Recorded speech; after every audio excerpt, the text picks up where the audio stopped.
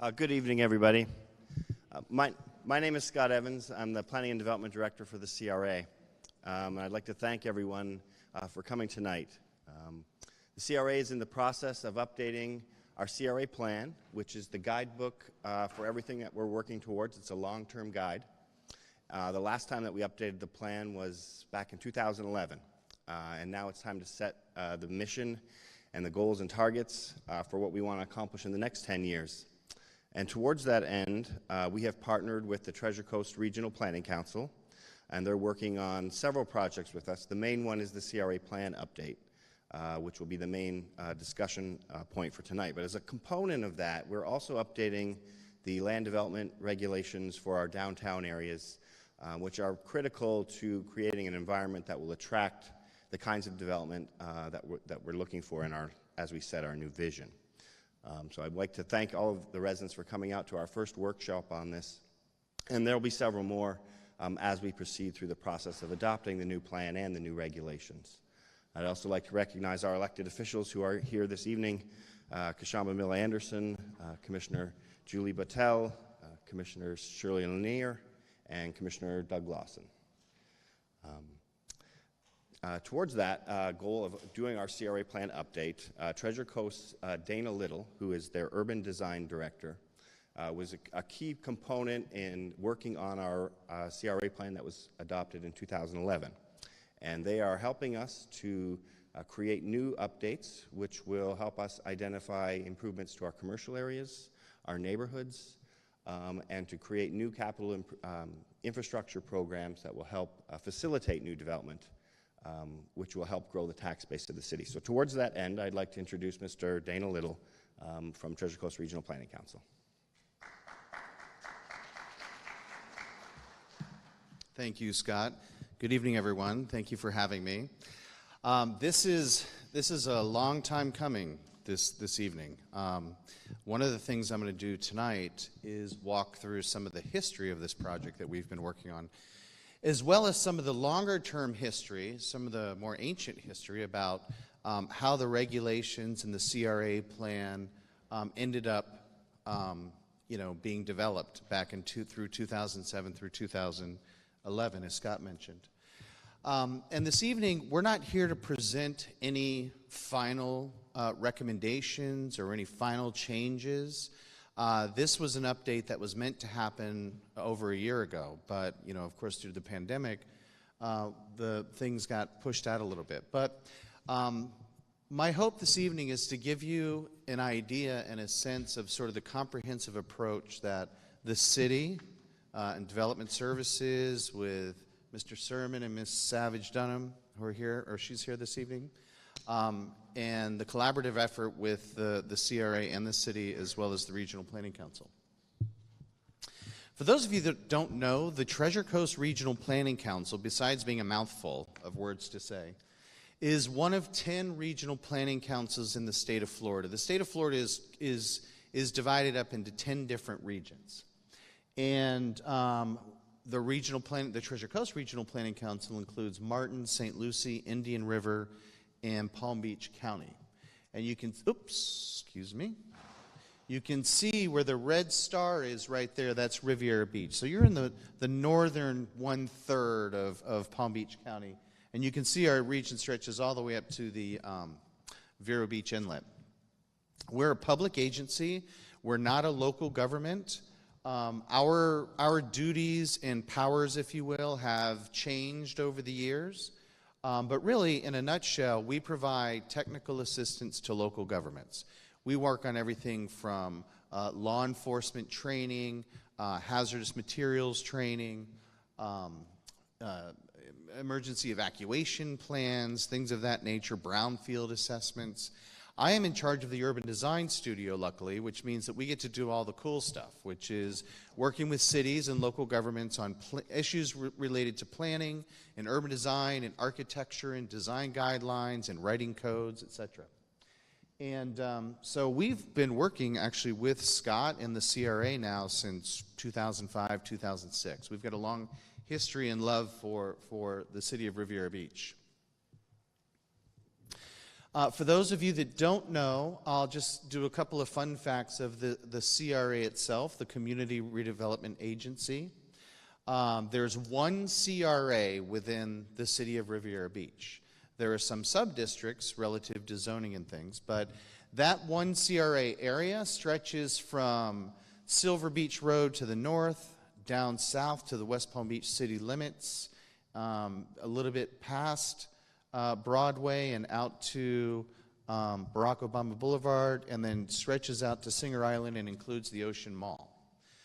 The entire central business district, the acronym is CBD. Your downtown and your downtown zoning is entirely within the CRA boundaries. As Scott mentioned, the CRA mission was established in the rewrite of the 2011 plan. The CRA itself was formed in 1984, and it, through an instrument called tax increment financing, funds projects and programs within the CRA to assist the city. And those projects and programs have to be inside the CRA plan, that document. And so when we spoke to Scott 2 years ago, and he, requested that we work together with him to update the plan, what that means is modernizing the text a little bit, modernizing the graphics, maybe doing some reorganizing, things that might make more sense today, because Riviera Beach is a different city today than it was back in 2011. But also identify those projects that have been completed or that are underway or that maybe haven't been started yet but are still valuable and need to stay in the plan. So we want to flush it out and make sure that it's fresh and it's new. And when folks look at the CRA plan, they're not going, well, why is this a future project when it's already built over there? That's part of it. As we got deeper into this effort, there were some other requests that I'll go over in greater detail in a moment. But the CRA is committed to transforming this area within the core and heart of Riviera Beach, the downtown, Broadway, and as Scott said, trying to attract investment for development and redevelopment, but on the terms of the community. And so the CRA plan and what's called the land development regulations or the zoning code are consistent and compatible, so that the plan identifies the vision and the projects that are going to implement the vision, and then community development with the zoning code, they provide the rules for how to build that vision. So these two things are coming into alignment even now, as I'll discuss in a moment. The structure, the CRA board members are the city commissioners. Currently the chairperson is Commissioner Lanier. Vice chair is Commissioner Miller Anderson, and then the council members McCoy, Battelle, and Lawson serve as the rest of the board. And this is not an uncommon structure. In fact, it's a common structure to have the CRA board and the city commission be the same members.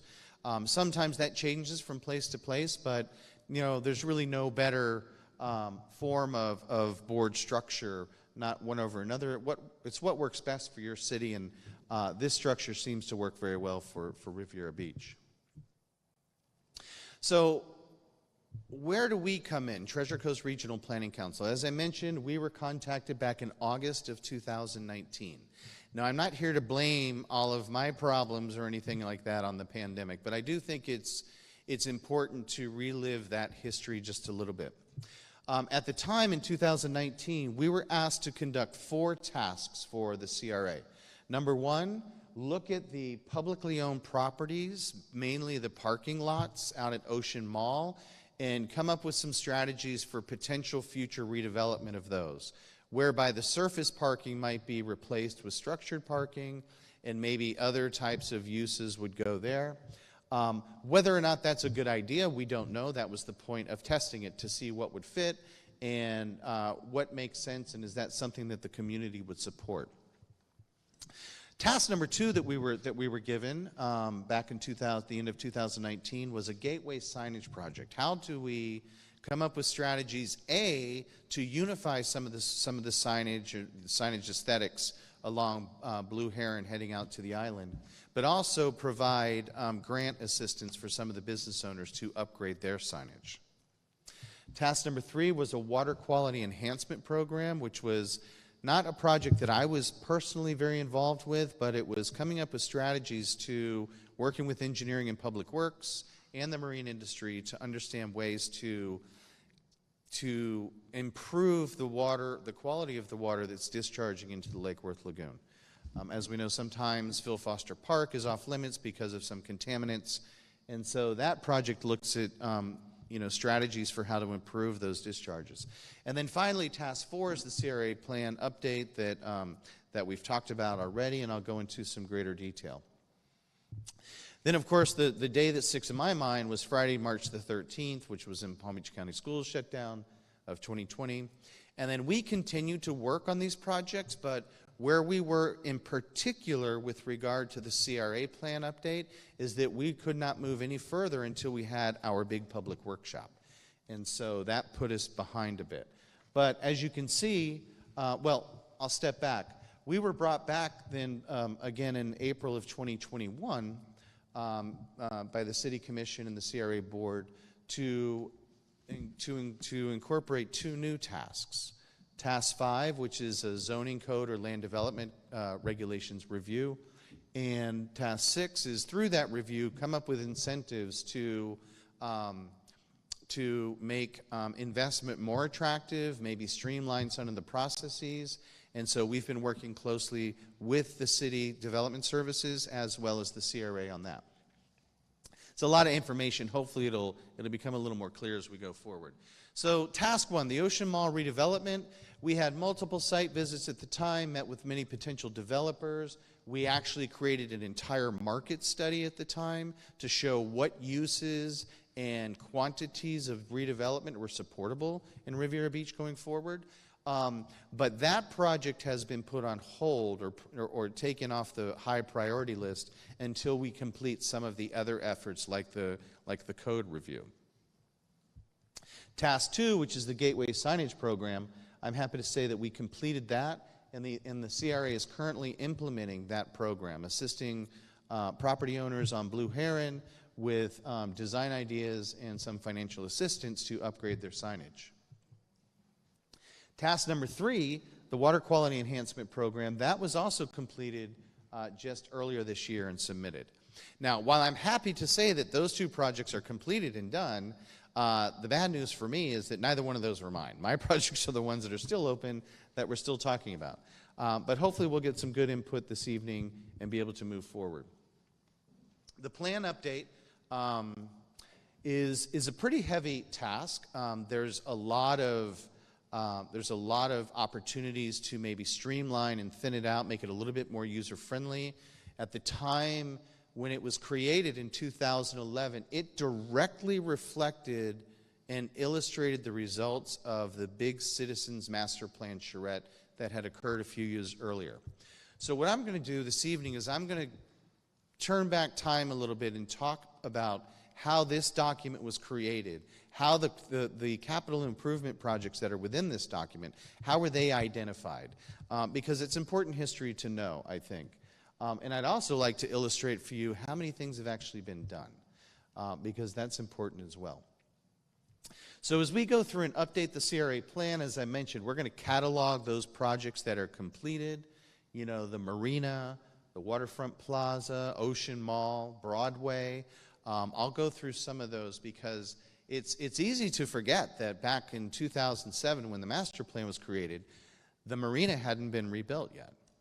And there wasn't the Marina Village Promenade. Ocean Mall hadn't been rebuilt. So it's good to go back and look at that and feel good and comfortable that the CRA and the city have been advancing these projects and not just let this whole plan sit on a shelf. As I mentioned, there are a couple of new projects that need to be brought into the CRA plan, 2 of which are the signage program and the water quality improvement program that I just mentioned. Part of these workshops, like this evening and other workshops as we go forward, is we want to confirm the vision that is in the CRA plan and that was in the downtown master plan is still valid, that it's still a direction that the community wants to go in. And also, as I mentioned, the market study that was developed is also being revised, and I'll talk about that in just a moment. So how many of you, did any of you participate in the 2007 Citizens Master Plan charrette back in 2007? Okay, very good, very good. Wow, those are pretty good percentages. Well, thank you for sticking with us. You'll recall that our team, we assembled a pretty big team. We had a kickoff Saturday session in the council chambers at City Hall, and we worked in, what was that, Scott, the conference room for the water treatment plant right next door. We set that up as a design studio for an entire week, and we engaged the community throughout that entire week, got lots of input, and then developed a whole series of recommendations. From the very small to the very grandiose and aspirational.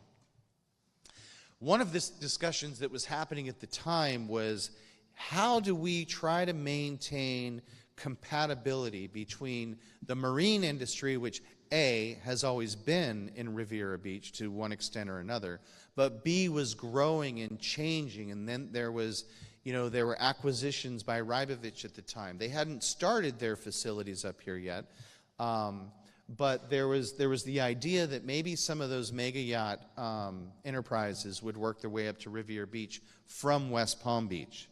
But is it possible to have that type of industry be compatible and be neighbors with other types of redevelopment? And we're happy to say that that's what's happening now.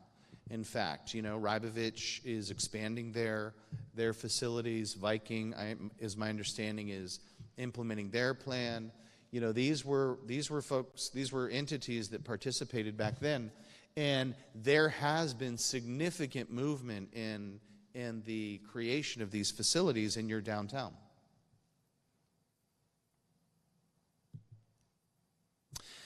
Another topic or project that we talked about back in 2007 was the state of Ocean Mall at the time. It was in pretty bad, it had been beaten up pretty badly through the hurricanes of 04 and 05. The mall itself had been there, I think, for well over 20 years, and there was discussions about redoing it.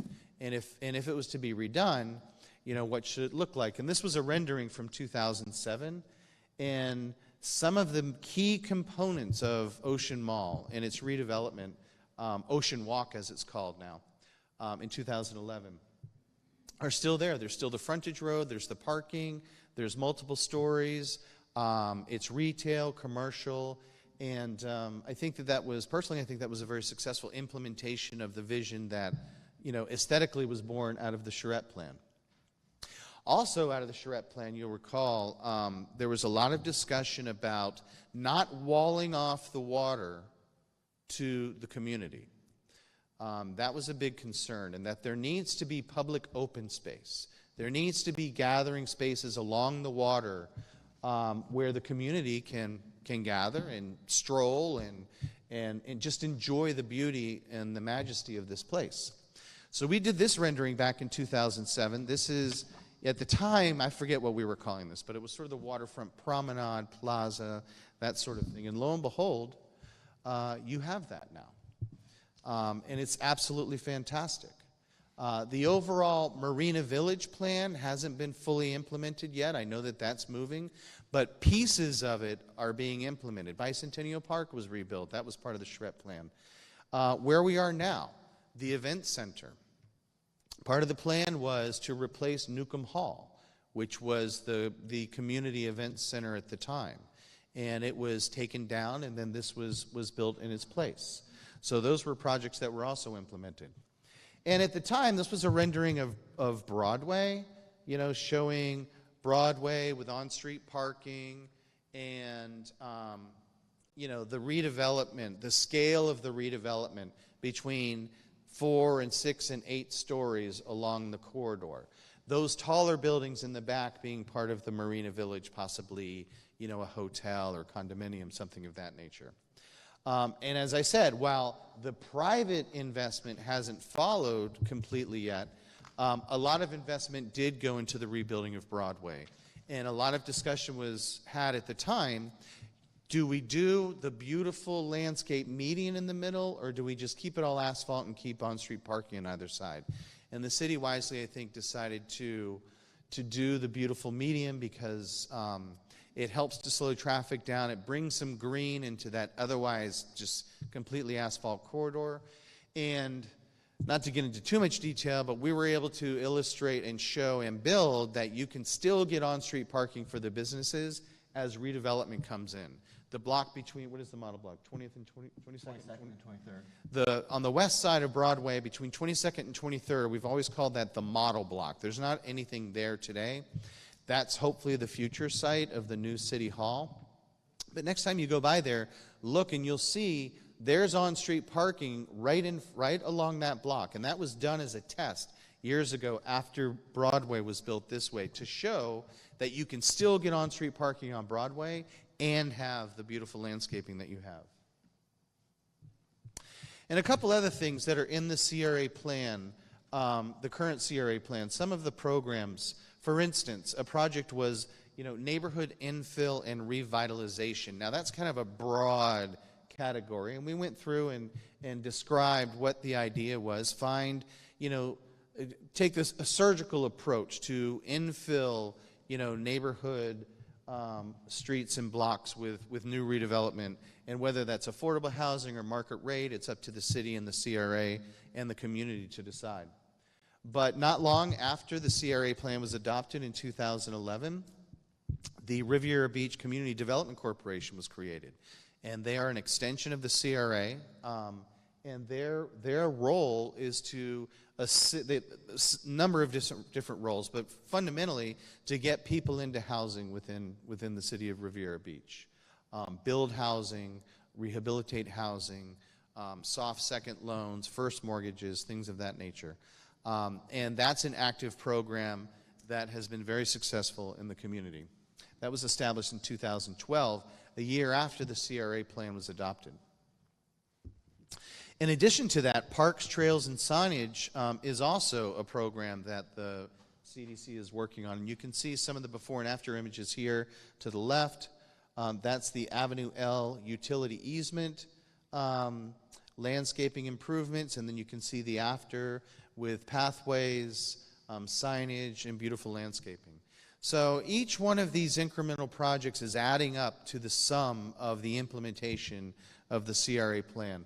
And I did want to take that moment to go through some of that history, because the projects and the programs that are in the CRA plan that we're going to be, fleshing out a little bit and updating, they didn't come from outer space. They were born out of the community input from the 2007 master plan, and they were intended, and I think successful in many cases, in implementing pieces of that vision. Now, there's still a lot of things that haven't happened. Obviously, Marina Village isn't completed yet. The marina was rebuilt. That was another huge project. So a lot has really happened throughout these years. Avenue E. A lot of discussion about Avenue E during the charrette, and a lot of information dedicated to the reconstruction of Avenue E in the CRA plan. And I was excited to hear that that work is continuing and hasn't been implemented yet, but there's an Avenue Streetscape and Revitalization plan that is current and underway. Do you have any idea about the dates for implementation of that? Sorry, I don't mean to put you on the spot. Yes, it will be in 2023 as a part of the Reimagine Riviera Beach. Okay, so 2023 implementation of the Avenue E roadway improvements and infrastructure, streetscape improvements. This is an image, after we worked on the CRA code and we meaning Treasure Coast, we were asked to do some work back in 2008, 2009, looking at a more detailed look at Broadway, in particular, what does some of that infill look like? And can we actually design concepts and understand the yield? Like, what is the square footage? How many parking spaces? What actually fits? And we focused a lot on the model block, as I mentioned earlier, between 22nd and 23rd. And what this illustrates, you'll see there's a site plan on the upper left. That shows the model block if it was to be built out as mixed use and private development. The below plan, and I know it's kind of hard to see from here, but it illustrates what would it look like if, or would a new municipal complex, city hall, possibly library, maybe fire station, fit on that model block. And there's been a lot of discussion and debate, I don't need to tell you, over the years about what's going to happen with City Hall, where should it go, what's going to take place where City Hall is today. But I was thrilled to hear that through the Reimagining Riviera Beach workshops that occurred through the last 2 years, that now it appears that that block is going to be the new site, the new home of your future City Hall. There's an old saying in planning, which is that private investment follows public expenditures, public investment.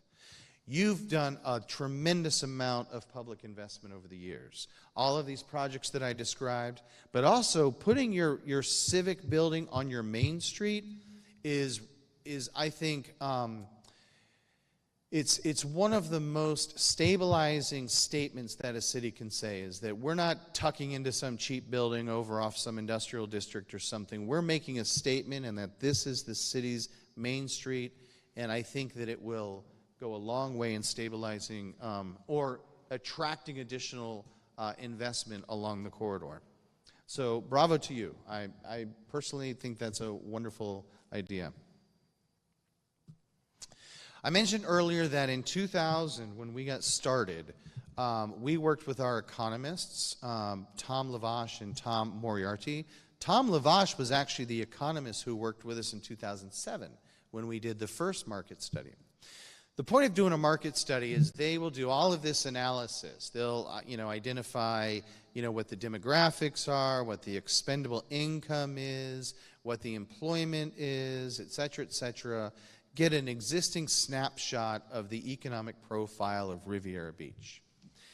And then the heavy lifting comes in, where they start to identify, based upon current trends, the proportional fair share, meaning like every city and every municipality has their proportionate fair share of overall county growth. Okay? So West Palm Beach, probably a little bit more than Riviera Beach, and these follow historic trend lines. And then we look at them, they look at them in a few different ways, more aggressive, more conservative, etc. But the net result is to tell us how many residential units can the city of Riviera Beach support, new construction, in the next 5 to 10 years. How many additional square feet of office space, or how many additional square feet of retail and or restaurants can the city of Riviera Beach reasonably support in the next 5 to 10 years? And this is important because developers will tell you whatever you want to hear, oftentimes. We want to do this big project, we want to do that big project, and you want to make sure that the city and the CRA understands what the reasonable growth projections are, so that you're not chasing fantasy projects or chasing fantasy programs. And that's very important.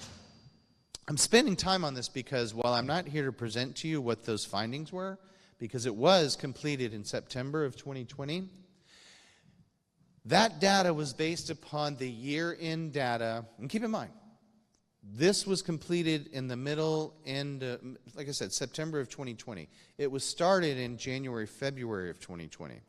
As we already stated, March of 2020 was when COVID hit. The data that they used to come up with the market study was the latest available, the best and latest data available to them at the end of 2019. So I'm not trying to confuse you, but the bottom line is we have requested that the economists go back and update this entire market study based upon the latest data available today, because the impacts of the pandemic have been a little odd, frankly, We know that commercial office and retail has taken a hit through the pandemic.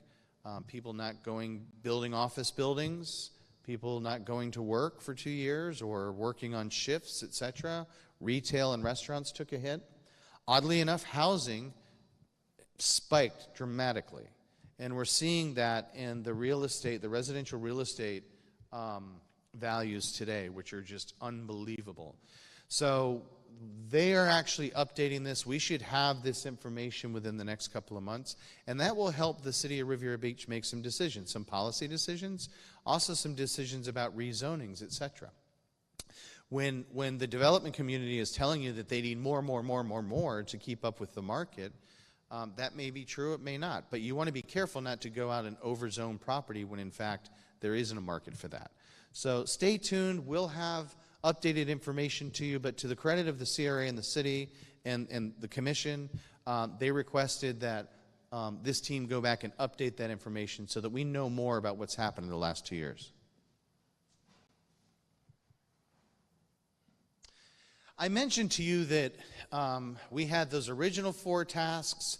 2 of them are completed, but in 2021, the board asked us to come back and work with the CRA and the Development Services Department in the city to come up with, together come up with some desired zoning changes, as well as what are some things that we can do, some incentives to get some of that private investment within the downtown. You know, over the years, we've heard that, well, maybe the building heights aren't tall enough, or maybe the code is too onerous in these different, conditions or these different applications. So the CRA, Treasure Coast, and the city, Community Development, have been working for the 6-8 months now on reviewing different zoning changes or strategies, as well as incentives. And so I want to touch on some of those with you tonight so that maybe we can get some input from you at the end to see if you think these are good ideas. As I said before, keep in mind that the code that exists today was driven by the Charette Master Plan.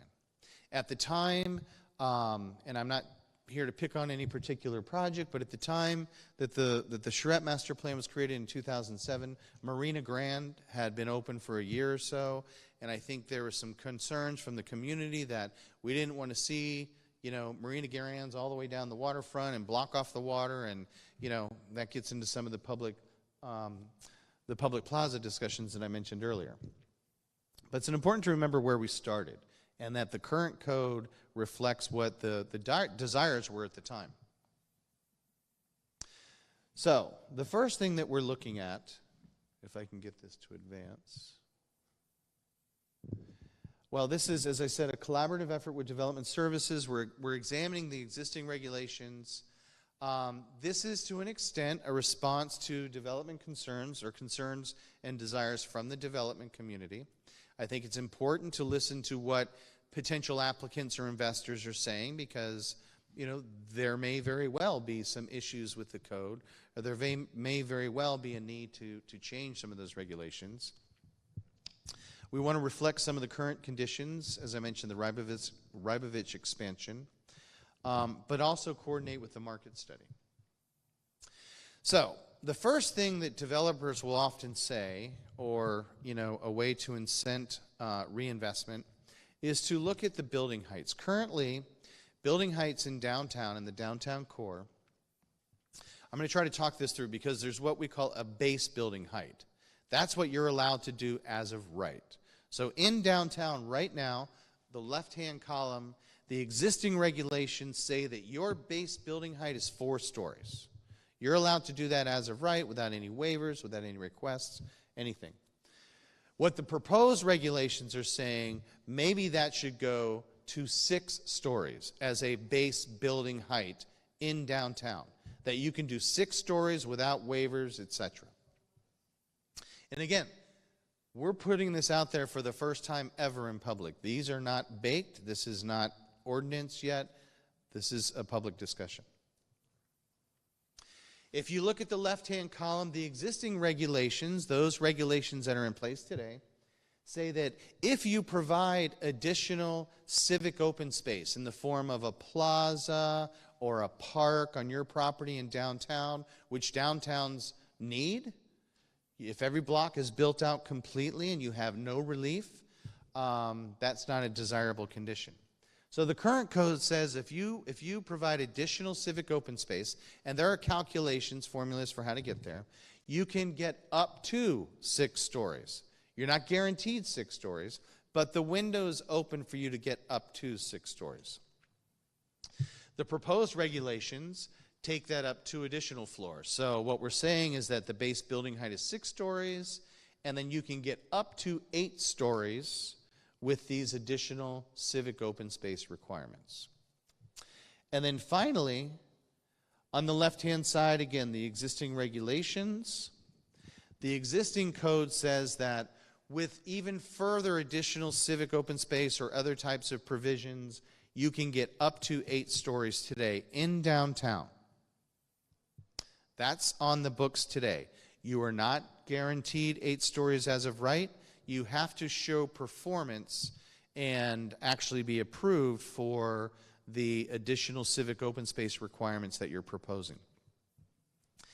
On the right-hand side, the proposed regulations, we're saying that instead of going up to 8, maybe it should go up to 10. Again, these are being proposed as in response to, I think it's fair to say, continued comments and concerns by the investment community in downtown as to what they think they need for building heights. Again, everything that I'm telling you tonight is just in its infancy of being proposed. So those are building heights. There is an existing regulation in the code. If you look at this diagram, this is a cross section. You see that the street is in the middle. You've got a building set to the left and a building to the right of the street. And you'll see, I don't have a laser pointer, but you'll see that above the 1, 2, 3rd floor, it steps back 15 feet. The current code requires that above the 4th floor, you step back again. So what's happening is you're getting this sort of tiered effect.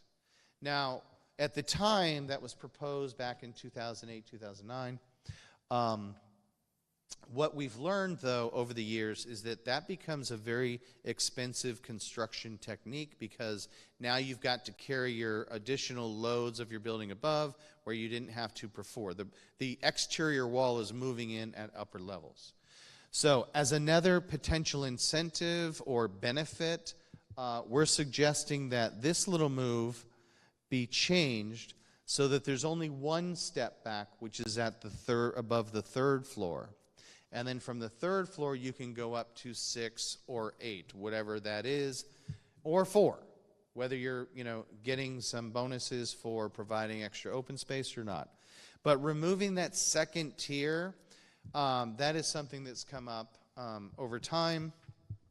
And frankly, keeping the 1st tier in place above the 3rd really does a good job of setting those additional floors further back, so that feeling of the buildings caving in on the street tends to recede. So this gets a little planner wonky. I'll do my best to walk you through this. When we wrote the code back in 7, 8, 9, and 10, 2009, 2010, there was an approval process and mechanism called a PUD, a Planned Unit Development. In fact, the name of it was the Inlet Harbor Center, IHC, Planned Unit Development, PUD. And what PUDs do is that they enable a developer or an investor to actually negotiate around the existing code. They don't follow the code exactly based upon maybe unique conditions on the site or unique conditions with the market or unique conditions with the proposal. It might be a proposal that doesn't really fit the box of the existing code. The PUD as a process most cities use because it's a way for staff and for the commission to negotiate a higher level project that's outside of the rigid requirements of the code. In 2013, when we rewrote the code, we took that out. The name of the game back then was predictability. We want to make sure that everybody's playing by the same rules and that there was predictability, that the community felt comfortable that these were the maximum building heights that you were able to achieve. That was back then. And while the city and the CRA have built an awful lot of things, infrastructure over the years, there hasn't been that private sector investment in terms of building the mixed-use buildings in downtown along Broadway that we had hoped. So one thought is to reinstate the PUD as an option for developments of a minimum size. I think it's a minimum size of 1 acre is the parcel, 2 acres, which is great because there's not a lot of 2-acre parcels out there. And let me tell you this too. There's a lot of pressure in the development community right now to go up and up and up. I see it in my town in West Palm Beach. It's out of control. It's gotten, the buildings are getting taller and taller. There's the project in Lake Park that was approved. It's 20-something stories. And so there's pressure for development projects to get taller and taller. We discussed this as a team, the CRA and staff with Mr. Sermons as well. You know, you could just go through the code and say, okay, everybody that's over 2 acres can just go to 20 stories. We thought that the best way to accommodate some of those pressures without blowing up all of the downtown would be through this process because it's very selective, there are no guarantees, and it's a rigorous approval and review process, typically with the PUDs, especially in downtown. So the pressure to push buildings up to 20 stories in downtown, because that's what's been happening. We decided to recommend that only occur through this PUD process, which is why we put it back on the books, or why we're recommending to put it back on the books. I will tell you there are future workshops dedicated to this topic alone, because this is a big deal. And, you know, we want to make sure that the vision of having a moderately scaled city in downtown is not blown out with, you know, a whole series of 20-story buildings. So that's one of the incentives, if you will, that is being discussed. In addition to that, the city has in its code something called the, well, planners, we love acronyms, the MIHOP program, which stands for Minority Employment and Affordable Housing Program. That program exists today, and Ms. Savage Dunham of the Planning Department, or excuse me, Development Services, is currently going through and looking at some modifications to that, including hotel room to residential unit conversions, revising some of the benefits and the contributions, the percentages that go into that. This isn't really a CRA code update, but it is being integrated. It will be reflected in the CRA plan, and it is happening in downtown. So we're bringing that up. And with these additional MIHOP requirements, the suggestion is that some of these PUD projects, if they comply with the requirements for MIHOP, they might actually get an additional 5 stories. So now we're talking about up to 20 stories via the PUD process, and if you meet the MIHOP conditions, possibly up to 25. Now, this, as I mentioned earlier, this is limited to parcels that are at least 2 acres in size. You won't see 20-story pencil-type buildings along the corridor. Again, it's a way to try to at least respond to the development pressures of taller and taller buildings in town without giving it all away. We're hoping that this will be a series of backstops that will get better projects if they ever achieve that height. Not too long ago, the city and the board, actually the city commission, authorized or approved a resolution authorizing the pursuit of an art in public places program. And as part of that, many cities, most big cities have arts in public places program, and they can be great. The city will hire a consultant to craft that program, look at best practices from other comparably sized cities around the country, and then look at the best way to implement that. Art's a funny thing. One person's treasure is another person's trash. You just never know. It's in the eye of the beholder. Lots of sayings about art. But to be able to, this is actually the rendering. The mural here of President Obama is actually right across the street on one of the water towers from City Hall, done beautifully. So typically there will be a board that would review the art to make sure that it's consistent with the expectations and morals, if you will, of the community, and that it reflects the community's aspirations, etc. So that program, it isn't in place now, but we wanted to put it in here because it is something that's happening, and it will be part of the update to the CRA plan. And that might be one of the items that if a project provides art, that might be a trigger for an incentive for additional height. Like I mentioned earlier, currently you can get to 6 or 8 stories based upon the civic open space requirement, the provision of a plaza or something. Maybe the addition of art, if approved by whatever governing body that is, might be also a consideration for additional height as an incentive. Okay, this gets really wonky, so bear with me for a second.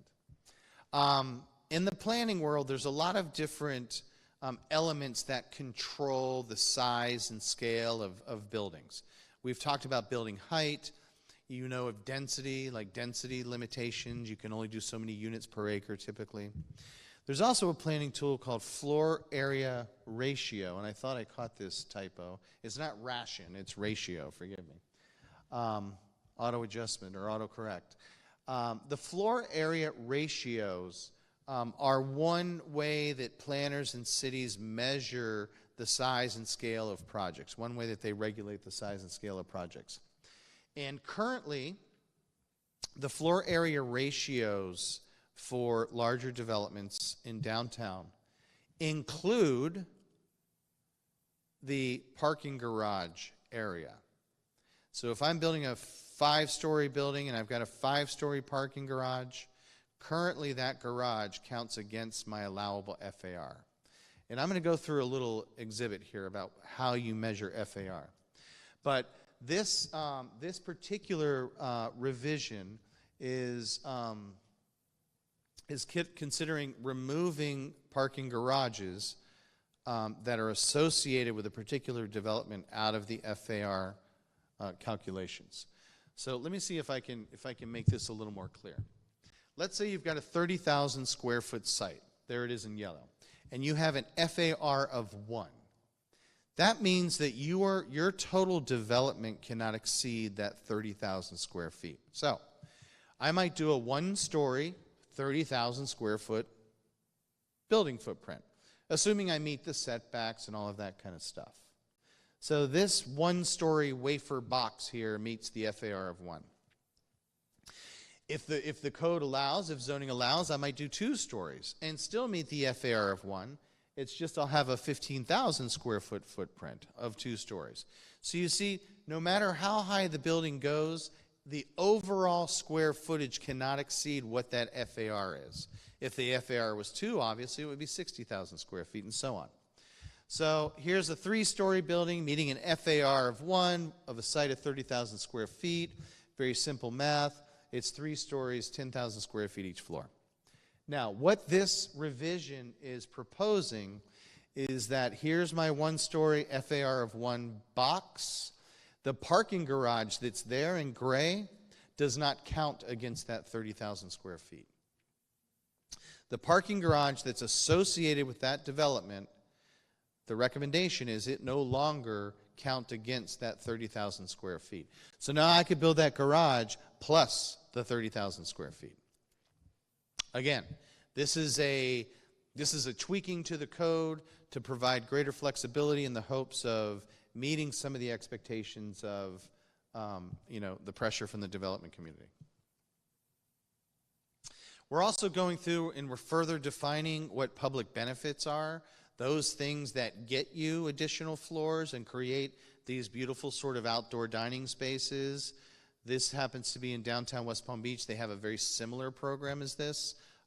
It's a little more extreme. It's downtown, of course, but it has actually resulted, I would say, over the years in the creation of these additional outdoor spaces. The sidewalk, if you can see those trees, the sidewalk ends where that line is, where the sidewalk goes from gray to white. All of that additional space is part of that open space or civic space provision. That building would be right up against the back of the sidewalk if it weren't for that provision in West Palm Beach. So we modeled this after that, and we think it's still very important to keep that component. We just want to make sure that some of the language is revised because it can be a little confusing right now, and it can seem a little more onerous than it really is.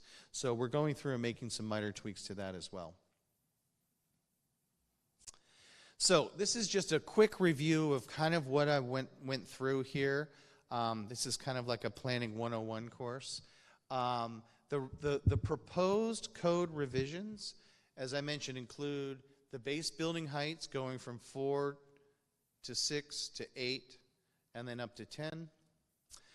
The upper level step back that I mentioned, providing some relief from that requirement. The planned unit development process, that Inlet Harbor Center PUD, putting that back in the code as a release valve for those bigger projects so that we don't have to create a new zoning district that allows those really bigger buildings, because then it's easier for the smaller parcels to get rezoned and it could open the whole downtown up. Those minority employment and affordable housing requirements that I mentioned, and then also the Future Arts and Public Places program. That's kind of where we are now with some of those proposals for the code changes. And as I mentioned, there are these pieces, while the city, the Development Services Department, basically controls the code, if you will. They administer the code. The CRA does not. We are in lockstep, I think, that the vision, I think, is still being met in the CRA plan with some of these changes. Just reflecting some of the pressures that, were not here 11 years ago. And as I said, the CRA plan update will be flushing some of the older projects out, putting some of the newer projects in, incorporate and identify these code revisions where it's important, and then also updating the market study. So our timeline, assuming that we are beyond where we've been the last couple of years with COVID and all of that, I think we're in a good direction. We hope to receive some input and maybe some direction this evening. As I said, there's going to be multiple workshops going forward, not just with the CRA plan, but with those code revisions, namely the MEHOP and the PUD revisions. Those will be workshopped before they go to P&Z and go through the approval process. We're going to finalize the draft plan recommendations and the LDR revisions, and hopefully we'll be back in late summer of this year with the more formal recommendations in workshop form, I believe, before, again, we go to the formal boards for official recommendations. So, again, hopefully this evening, we'd like to hear any thoughts. Are you, as a resident or an investor, generally supportive of these ideas? Is it too soon to tell? And give us any of your thoughts and input. And with that, I thank you, and I appreciate your time and patience to go through some of these technical items. And I think what we're going to do is we don't have comment cards, as this is just a public workshop format. So if you have comments or concerns or recommendations, please raise your hand. Scott's going to come around with the microphone, and that way we can get you on the record. Thank you.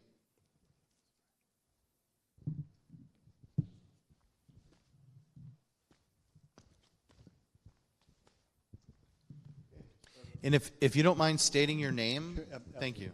Thank you very much. Thank you, Scott. Thank you. It was a great session, and I did attend the 07 and subsequent charrette. So my name is B.G. Sykes. I live at 333 East 24th Street, so I'm 2 streets south of the bridge on the water.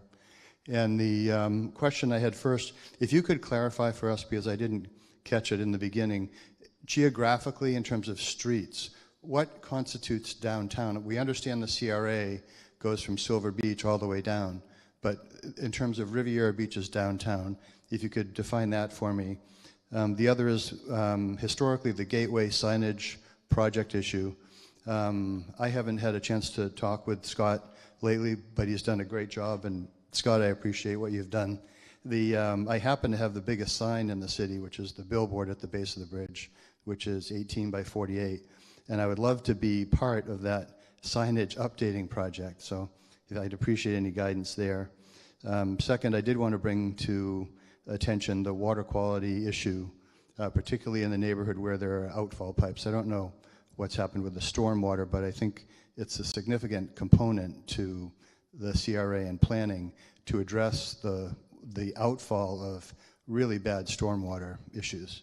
And my only comment on the PUD is, couldn't it be a little bit smaller? I mean, 2 acres, I can't imagine a developer in this day and age, at least with the real estate prices the way they are, assembling 2 acres. I mean, can you make it a 1 acre? Or what is the consensus there? Thank you very much. Thank you. I'll address some of that, a portion of that. The area that we are considering the downtown, or the area that we're really working to create that special downtown, is along the Broadway corridor between Silver Beach Road and 11th Street, or the Port of Palm Beach. And it also includes a portion of Blue Heron Boulevard, which extends from the existing City Hall site to the base of the Blue Heron Bridge. And then, of course, we do have a small downtown area over on Singer Island, but we sort of treat that as a separate area that we're going to focus on with different regulations and vision. And I think hopefully everyone signed in today when you came in, so we have all of your contact information. We're going to follow up. If you have questions, comments that we can't address this evening, we will follow up directly with you. And while I have an opportunity, I'll also say that we'll post this meeting online, and we'll also place on the CRA website an opportunity for you to provide written comments in case you go home and you think of something else, or you're watching a playback of the video, or think of something, so you'll be able to submit written comments also. I would, your point about the minimum acreage for a PUD is very interesting. I can't speak for staff, but I will. No, I'll try. Obviously, having a minimum 2-acre requirement to be eligible for the PUD process does exactly that. It limits where that can occur. If you reduce that to 1 acre, there are many more places in downtown where that PUD could occur. Now, that could be a good thing to some and a bad thing to others, especially if it's a process that enables you to get to 20 stories. You know, do you want to limit those type of projects to where only there's enough land area to meet 2 acres?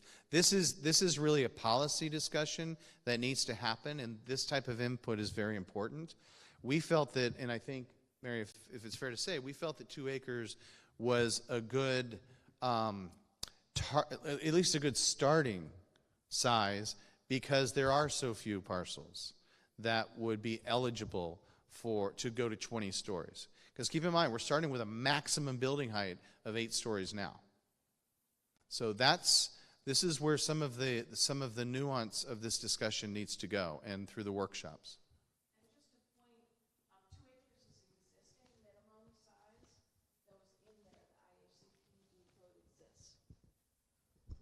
So the 2-acre size limitation exists in the code now. The IHC PUD code, that was a code, a regulation that was there. It was rescinded, and we're looking to put it back into place. That is a regulation that the Marina Grand was built under. And so 2 acres is a minimum size existing now. So we are just not reinventing the wheel. Okay. Thank you for that clarification.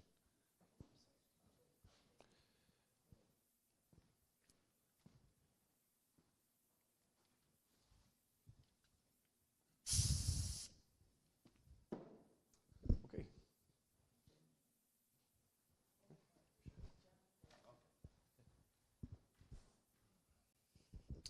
Good evening, everyone. My name is John Clayton. I live on Avenue E as in Edward in Riviera Beach. And I did want to discuss some of the proposed redevelopment, and it is good because we desperately need new infrastructure. We desperately need a new road, period. Much of the paving on that road has been there since it was first paved way back, I guess, in the 50s or 60s. But the paramount problem on that street is not just the infrastructure. It's the existence of those convenience stores. There's at least 3 of them. There's one on the corner of, I believe, 24th and E, one that's next to me on 19th and E, and then one down the street on 14th. Those businesses cater to the drug trade, many of them. And until those are encouraged to leave the area, leave that area, and maybe go somewhere maybe more like Blue Heron or even on Broadway, you're mixing it in with the residential areas, and you can redo the street all you want to, and you're still going to have the crime problem. You've just given them a nice street to use. Second thing, forgive me, I'm kind of talking off the cuff. I wasn't prepared to speak tonight, so please forgive me. But the second thing I wanted to discuss tonight is in terms of the Ocean Mall. The Ocean Mall right now, and I go there at least twice a week after work, and it's practically a cash register. It's always full. There's always people coming in and out. When you first pull in from Blue Heron, it's very open and welcoming. If you put a parking structure where the current parking is now, you run the risk of driving people off, because literally when you come off of Blue Heron, and if you try to imagine what it would look like, you're going to have this big cement box practically slap you in the face. We already have 2700 North Ocean, which was built years ago, which is right up against the Ocean Mall. So, and especially in terms of paid parking, we would definitely not be in favor of any paid parking in this city. So, and that's all I had. Thank you very much. Thank you, Scott.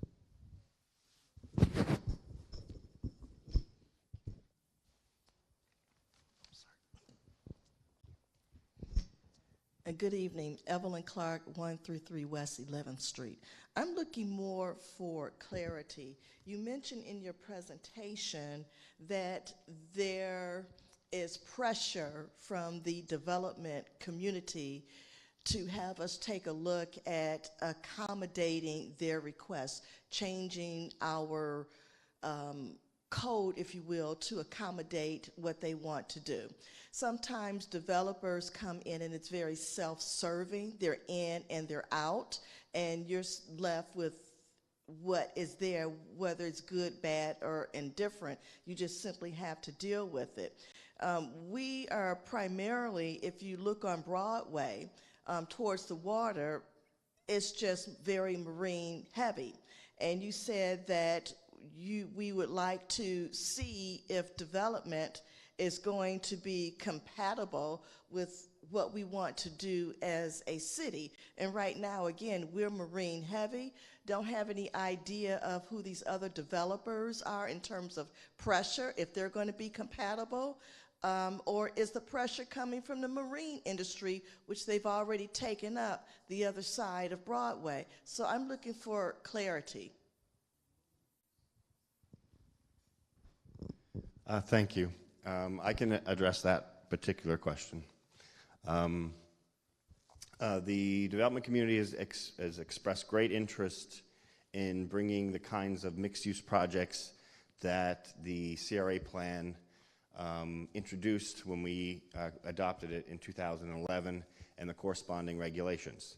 But it's hard to make the economics of the mixed-use projects work, which is you have ground floor retail and commercial, which helps activate the street, and then above it you have multifamily residential, either rentals or for sale product.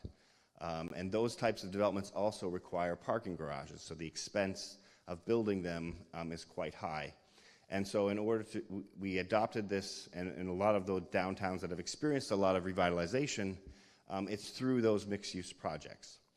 And so the changes that we're proposing are in response to the development community saying we want to bring mixed-use projects to the city, but for some of these larger scale projects that require parking garages and are more expensive construction, that they need additional height in order to make that work. And the 2-acre requirement is to ensure that all of the properties aren't all overzoned or have a tremendous increase. In fact, by doing it through the PUD process, we're saying it's not a right to have that project, but that a developer could come forward and propose a project that meets the goals of the city, and then the city could approve it or not based on whether or not they feel it meets the vision.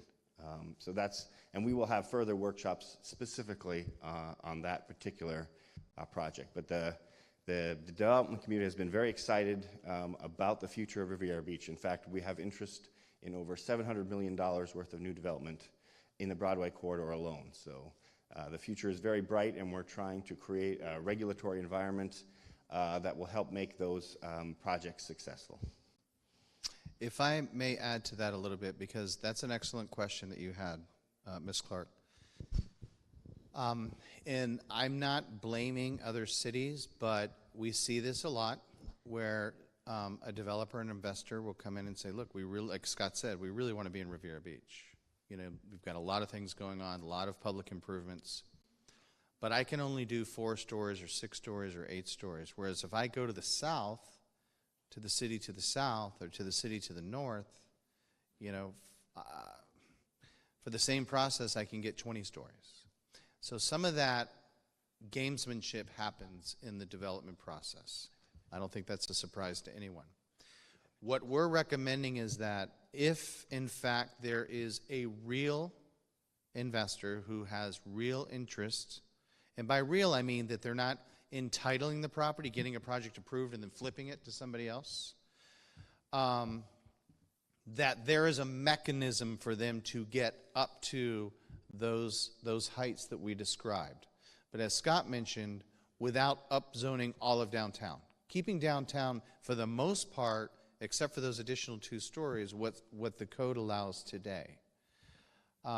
We're trying to hold on to, you know, what we heard in 2007 through 2011 about building heights in downtown and not walling off the water, et cetera.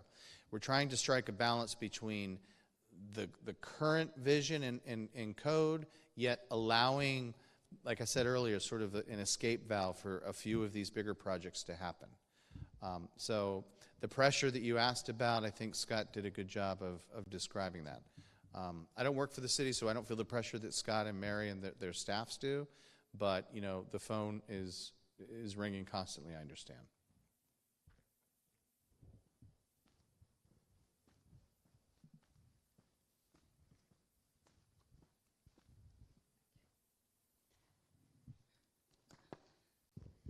Miss Mary Bram, Riviera Beach. I got in a little bit late, but I live in the city of Riviera Beach. And I'm very familiar with Treasure Coast. They're very familiar with Miss Bram. How are you doing? I've been in these workshops for the last 12 or 15 years. So basically, I know what we discussed, you know, as far as planning for the future, but I'm realistic here. I know things do changes, and it is not what we build, but I'd always say how we build it. We did discuss a couple of years back about the height and stuff, because if you look at this Broadway corridor here, we know that we are a narrow setting here. My thing, when we put those mediums all out there dividing this here short little territory, I always felt, along with the other residents, that that was a travesty for the city in Riviera Beach. Because from West Palm Beach coming on in all the way to US Highway 1, you don't see that type of, it's too much congested here on this corridor here with that medium there. I don't know, we discussed that with Mayor McKinnon. We were totally against that. But the question was raised that how a developer, just because a developer comes in and wants to do these things, sells us these things here, that doesn't mean that we buy into it, because they does what they do and then they leave us. And we are stuck with the things that we workshop about and have not been addressed. But the mediums out there, if we are to build, I don't know what you can do about that, because if you build these stories, whether they're 4 or 2 or whatever, we know that we're going to have a lot of congested traffic there. And some of the streets on this corridor here, they're already one way or cut off. So it has to be some type of workable, amenable solution that when we build all of this, that we will be able to flow and see the beautification here of what we have done. Also, the parking. I am never against. The first thing that, to me, the individual should do is to always make sure that it is amenable parking. And without that parking, I don't care what you build, if you do not have the accommodation for parking, then the project itself is a disaster. When it comes down to parking, I visit other cities, and Ms. Brown do these things here, other states and stuff, and I know that we are in a pickle. I'm gonna call what we're in a pickle. But parking, to me, is nothing wrong with charging for parking. It's what can be amenable to parking, because we know that does bring revenues and whatever taxes that we can accumulate. I'm so used to people saying free stuff, free stuff, free stuff all the time. We're not living with free stuff. We are on survivor here, so that we know that we have to do certain things in order to keep the things that we need to do afloat. I'm not a rich woman. I tell everybody that Miss Bram is poor. Miss Bram is poor. So I always look with a meeting of the minds to see, Miss Bram is going to make a contribution. Whatever Miss Bram has to make, then I feel as if that others should be amenable too, because we cannot expect to keep getting something if we do not make some type of investment in. My second question is, and I want to know, where are we at with the update for FP&L for the underground wirings, all in this area here? So that's another question that I would like to know too, because it was told that we would have underground wirings and stuff in this CRA district. So that's another thing that I would like to know as well. And I would like to go back to address that congestion with those mediums. What can be done if you all are going to build all of these anticipated amenities that you are participating on building? And thank you. Good to see you again. Thank you, Ms. Bram. I'll provide some feedback on the utility burial project. That project is partially completed. Along the Broadway corridor, the end goal is to be able to remove the overhead power lines and the poles that are all the way up and down the street. And towards that goal, we have to there's a number of utilities that are there. There's AT&T, there's Comcast, there is FiberLight, there is another fiber company called Level 3, and so all of those utilities all have to be buried before the last step, which is FPL, to put in the new underground power and then finally to take down the poles. So in that overall goal to do that in the Broadway corridor, we've completed that in the Marina District. When we did the Marina project, we buried all of the overhead lines that were in this area where we are right today. We have also installed the buried Comcast all the way along the Broadway corridor. That's now all installed underneath the roadway, along with Level 3, which is a fiber company, and that's all been installed underground. So the last remaining steps is the burial of AT&T, and then lastly FPL. And FPL is waiting on the approval of the final easements, which we're very close to getting. So the schedule going forward, next step is final approval of the easements in the summer, followed by approval of the contract with FP&L to complete the final step, which will be to bury the underground power. And once that's been buried along AT&T, we'll utilize the same underground conduits, or at least the same area to install there. So it's only AT&T and FPL left. And so that will be in the fall that the CRA board can entertain a contract with FPL to complete the work.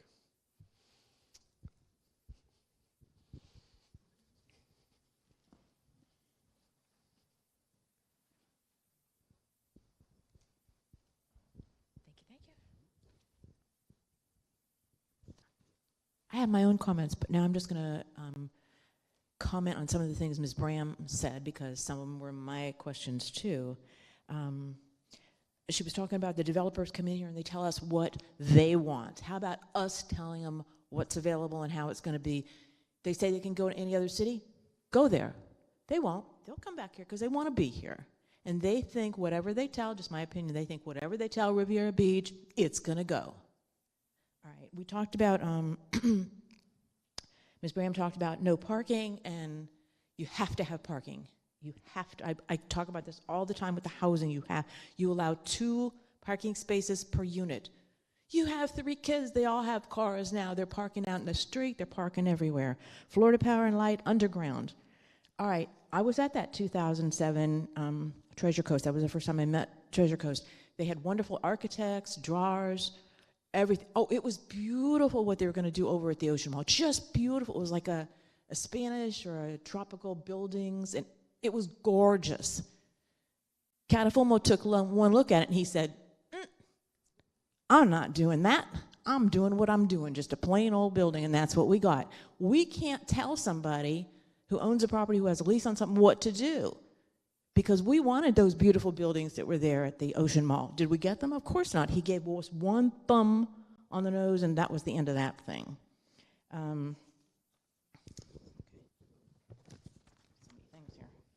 On-street parking, we don't have that. We say that, you know, in the new buildings, when new buildings come in, it's going to happen. No, you're going to have all those buildings along Broadway demolished in order to have on-street parking. We talked about the underground utilities. We talked about that since 2007. Every picture we saw had the underground utilities, which looked great. I don't see any underground utilities on Broadway, and it can't happen. A lot of those buildings, most of those buildings, their doors open right up onto the sidewalk. We should have done it when they redid US 1, but we didn't, so we don't have it, and we're not going to have it. We talk about an easement now. We're waiting for easements. Easements from who? There's no place to put that underground. So we shouldn't have been told things. We get disappointed when we're told something and then it doesn't happen. Okay, we saw the picture of the new proposed city hall. How many stories is that, and how many parking spaces are there going to be, and where is that parking going to be? When I was a kid, that's where City Hall was. So to me, it's kind of like we're going backwards. But if that's what everybody wants, fine. But how many stories is that thing, and what else is going to be? It looks tremendously high. It looks 25 feet high. I've never really heard how high it is, and how much parking, and where's that parking going to be? Update the market study. Oh, yeah, definitely. With all the provisions, with all the exceptions to how many stories people can have, we've got to cut that way back. Because now we're saying, we saw the picture of the building that was X number of stories high, and then it jutted in 15 feet, and then it went up again. Developers aren't going to go for that. That's not a structurally sound way to do things. They're not going to do that. And how can we make them do that? There's just too many exceptions. If they put up a figure of art, then they get another couple stories. it's just like everything they do, if they create a little green space, oh, you get another 2 stories. No, we're going to look like Miami Beach down there. And one of my questions is, what is the definition of downtown? To me, downtown is shops, restaurants, etc. What I see going in, and a lot of people wanting to do, are residential housing. To me, that's not downtown. If I were a business owner, I wouldn't put it next to a 20-story residential. I don't want all those people looking at my business, you know, seeing what time I go to the bank, what time I do this. It's like a hodgepodge. It's like anything can go in there, residential or business or whatever. To me, that's not a downtown. So I'd like to know, what is the definition of downtown? Because we used to have it years ago, but I don't see it. I don't see it now. We can't make it happen, but there's just too many ways these people can get another couple feet, another couple stories. So that would be my suggestion. Limit that. Limit all those exceptions. Okay, I'm done. Thank you, Scott. I'm sorry, would you remind me your name? Bonnie Larson. Thank you, Ms. Larson. The City Hall project, the concept that was shown is an 8-story building, although 8 stories. But the final design is yet to be approved. So that will come through the Reimagine implementation, which will occur. Will be reoccurring in the summer. Yeah, that hasn't been determined yet until we know how many square feet and all the different uses that will be located in the City Hall building. The question was how many parking would be included in the City Hall, and that's something that hasn't been determined yet. Dana, did you have anything else you want to add? No, I believe it's a concept at this point. I don't think it's been fully designed yet. So once they start designing the building, as Scott said, and understand the square footages and the uses, you know, they're going to have to at least meet code with the number of parking spaces. I'm just going to get this clean.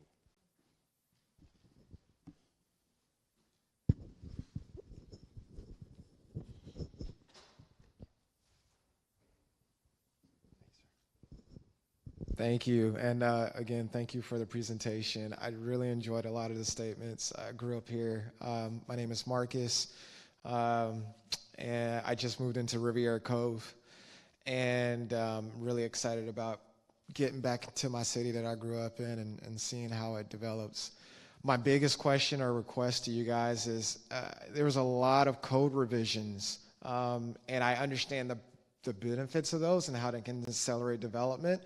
What I didn't hear a lot of was the cons to it, right? There has to be proven cons that if you do this, this is the trade-off for that. So I would like to see when these things are published or put out for a vote or whatever have you, if we could get documented, just explanation of what those trade-offs are that we're trading in for these code revisions, I think that would help us to be educated and informed and saying what we want and what we don't want in the city.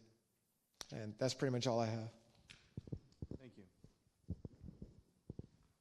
Thank you.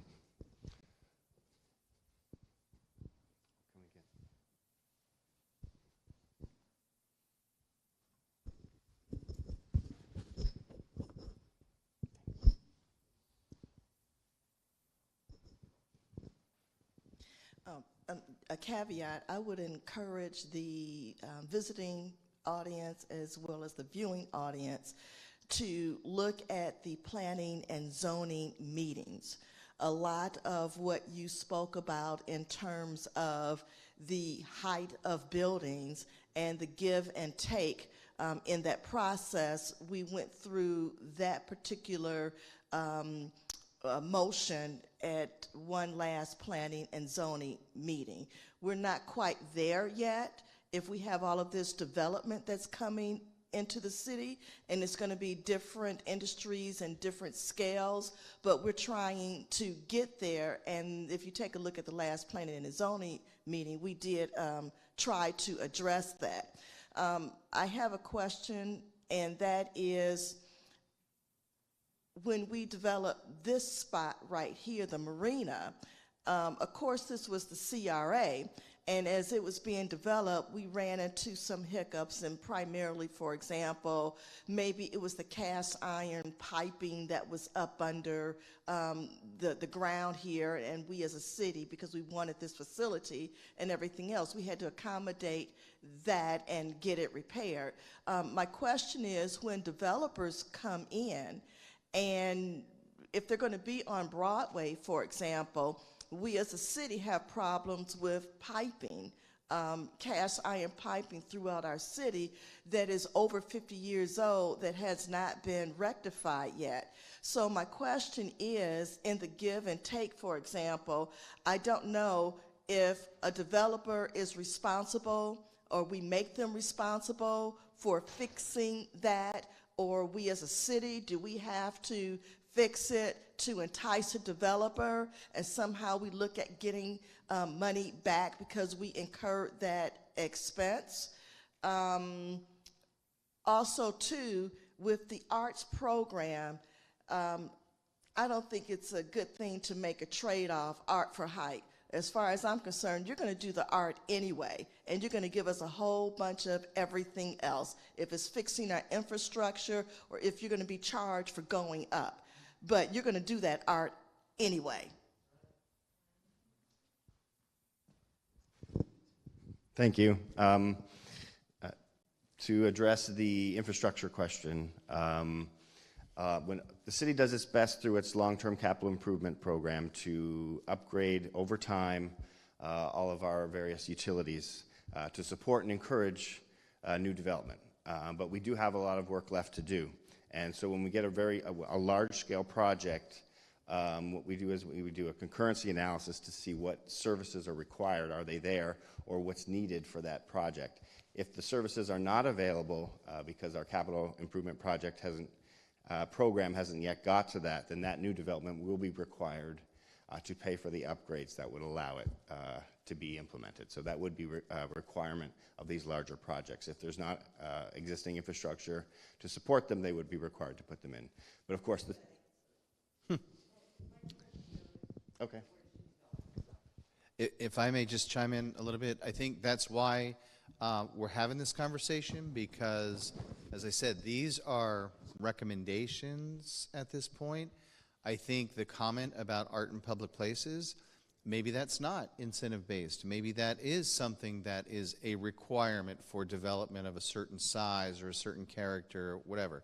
Cities do these type of programs different ways, and so it's what works best for you as a city. And I think that's an important comment to hold on to and bring up when that whole discussion is happening about that Arts in Public Places program. Without infrastructure, we have nothing. The Blue Heron Bridge is falling down.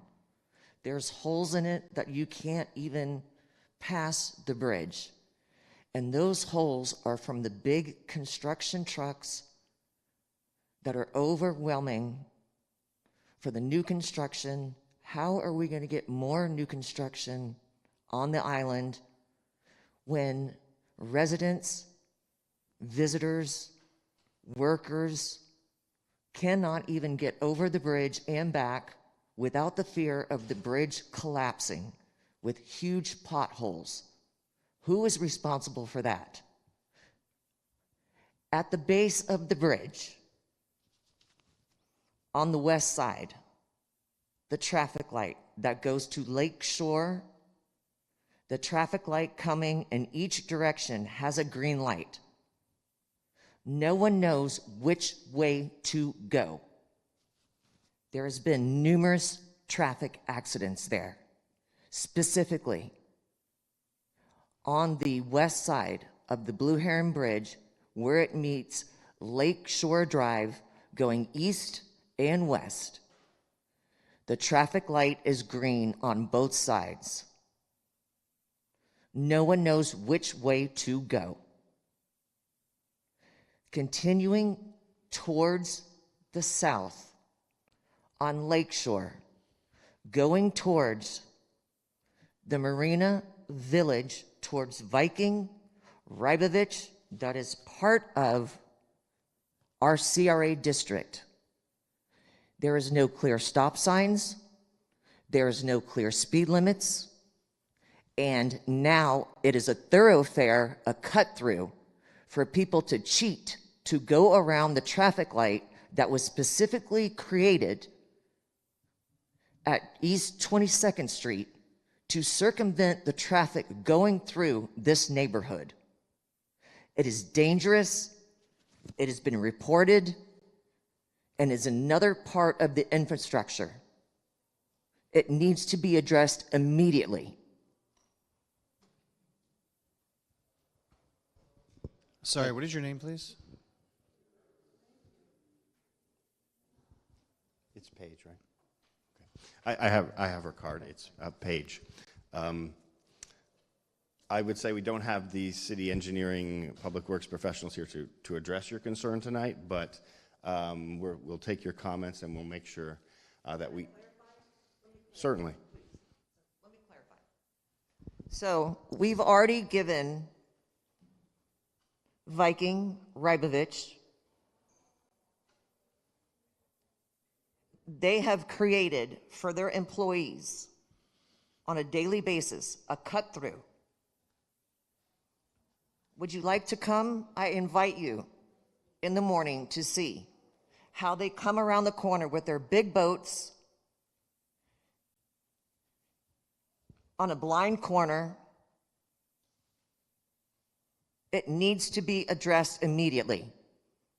It should have been addressed before this was all approved. And this whole Marina Village concept with all these boatyards. I invite you to come out.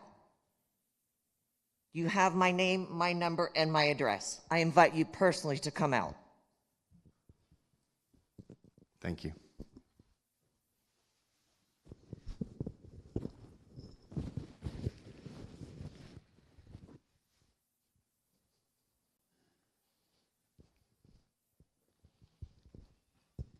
Miss Mary Bram, Riviera Beach. I totally agree with some of your concerns about the infrastructure. I'm totally aware of those bridges over there. Last year, we did make that request because that was there for the bridge that goes and encompass over there on Singer Island. We knew that that one was deplorable. We also know that the other bridge is deplorable.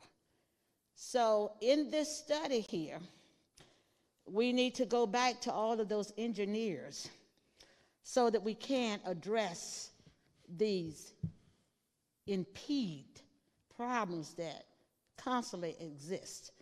Because the more we build and the more passage that we have, it is going to be this. So in our study, hopefully, that we will address these things here. I'm almost for sure that we will. I made mention about the traffic study and stuff as well, so I'm quite sure that that also will be addressed too. Because if we are to build and move forward, we must build for the 21st century on out. We cannot no longer just keep overlooking the things that we have procrastinated with before. That was then, and I'm hoping to move forward, and I don't care who serves, but we are moving forward for the 21st century. I also would like to say, because everybody knows Ms. Bram, happy St. Patrick's Day to each and every one. And a happy Hindu celebration tomorrow for all of our Hindu friends and families. They have that pattern customary, and their celebration is good and evil. So Ms. Bram say a happy celebration to you as well. And also, my condolences goes out to one of the city employees. His name is Arthur Johnson, and he works in the Public Works Department. His father passed away as well. His name was Curtis Smith. So Ms. Bram always say celebrations, happy festivities, sympathy and sorrow, and for everybody to take care of themselves. Thank you. Thank you. I think we've got time for one or two more questions if we have any. Appreciate your input this evening. As Scott and I have both mentioned, this is the beginning stage of this, and we will have additional public discussions about this when we've got more refined recommendations. But please, it's important that any thoughts that you have this evening or after this evening, please make sure you get it to the city and the CRA because we need to be able to convey going forward the positive thoughts that we've heard and some of the concerns as well. So thank you. Okay. Again, clarification question. Some of the concerns, and I'm just going to use the bridge as an example, I'm not sure if exactly it falls under the auspice of the CRA, the auspice of our city, or Tallahassee, or if it falls up under the federal government, which is making provisions to give various municipalities funds to fix these various bridges and other sort of infrastructure problems. So you may hear a lot, but it would be great that if these questions come up in the future, that you delineate which auspice it's up under. That would be helpful. Very good. Thank you. I think we have time for one more question.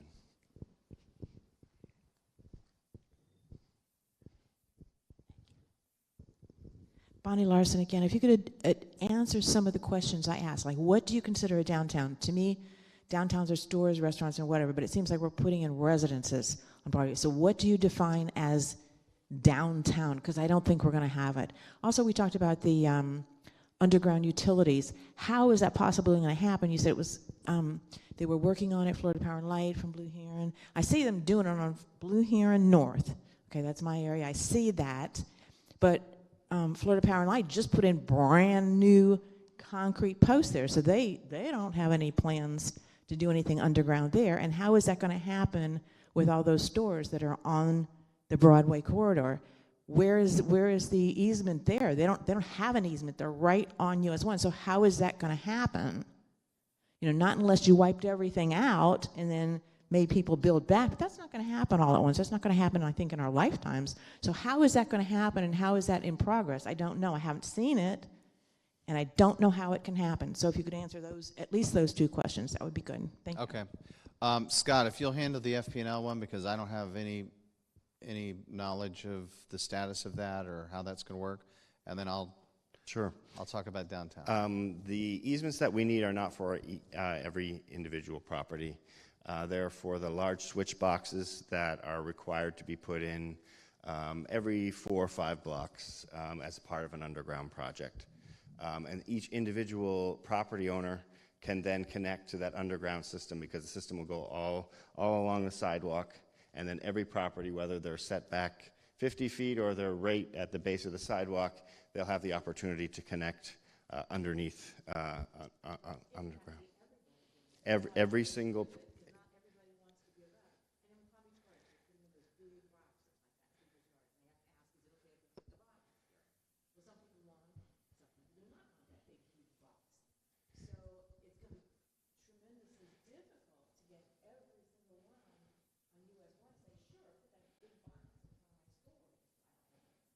Yes, there is a number of boxes needed, and the easements is something that has been a challenge. I think we have about 30 easements that are required for the project, and we have about 28 of them. So we're very close to getting all of the easements required for the project. We will have additional information specifically on that project in May.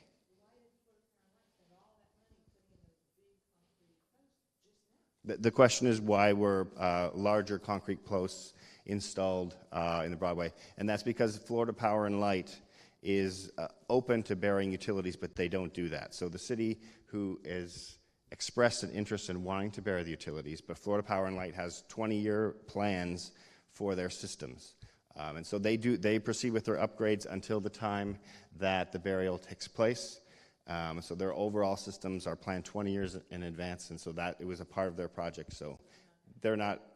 No, the fact that the larger concrete poles was installed does not have any impact on our ability to bury the lines.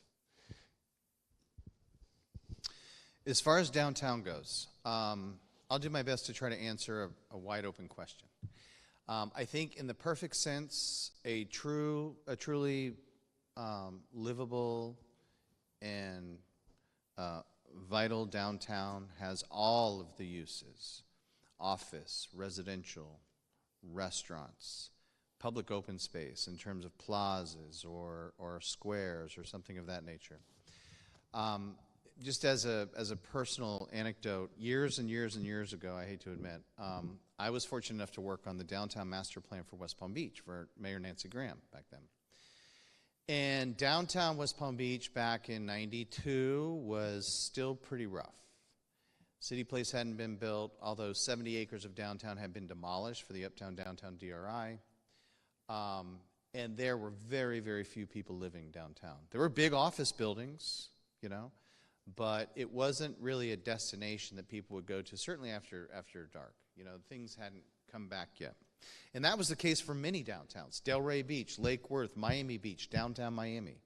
All of our coastal downtowns went through this period where people left.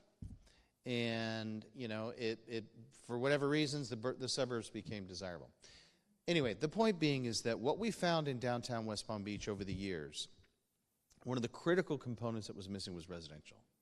You've got to have people living downtown in order to make it vital, to make it livable, make a 24-hour or an 18-hour downtown. So I would say to you that, number one, the most important thing about your downtown is making sure that you get the buildings and the parking in the right place, so that you're creating these beautiful streets and you're creating these beautiful parks or whatever else. The types of uses, you want to strike a balance as much as possible, you know, but residential in your downtown is essential. And I'm not saying that it's more important than anything else, but, you know, it is really the lifeblood of downtown to get people living there. And when you've got people living there, that makes more of the shops supportable, the restaurants more supportable. People don't have to drive in all of the time. But when we talk about infrastructure, it's not just pipes underground or what FP&L is doing with their lines, but that when new developments come in, that you've got the amply wide sidewalks. We talk about this open space thing. We're not talking about creating big new parks like Bicentennial Park or something. What we're talking about is that when a development comes in, that they cut off a 50-foot by 50-foot or 50-foot by 100-foot or whatever the dimension is, area that becomes a plaza where you can have outdoor seating. In some cases, they become little dog parks, believe it or not, you know, in an urban environment. So all of these things combined are what makes downtown. And so I don't know if that answers your question. It doesn't. Okay. Maybe you can be more specific.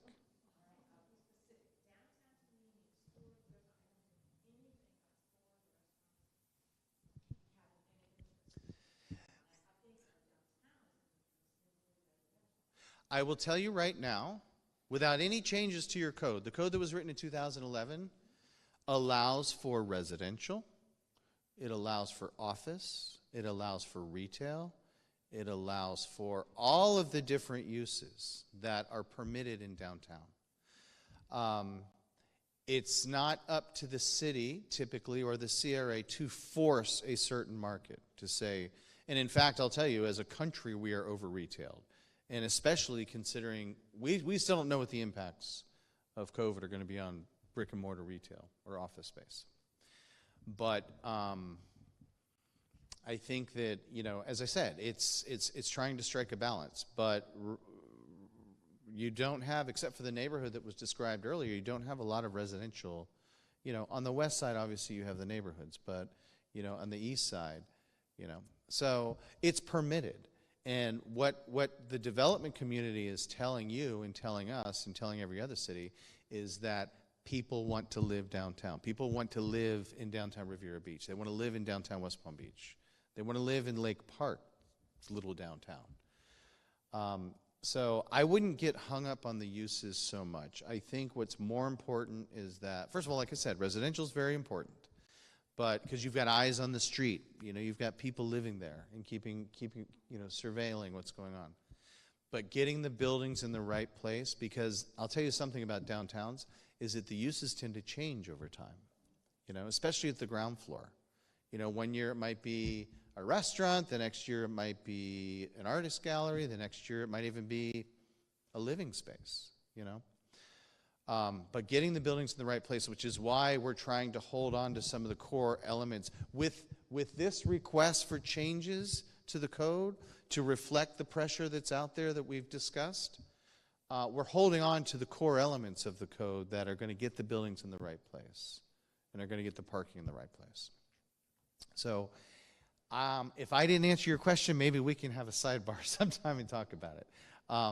But I'm being as honest with you as I can. It's a dynamic thing, and you want to have all those uses in a compact area as possible. So thank you, everybody, for your time and your patience tonight. Like I said earlier, this can get a little technical and a little distant, but I know that it's good to see some of you after so many years and that you're still as passionate about your city and your downtown as you are. As I said, I think that this presentation and this discussion will be available on the city's website. Feel free to review or share, and if you have any other thoughts or comments, please communicate them back to Scott and Mary. Thank you. Have a good night, and happy St. Paddy's Day.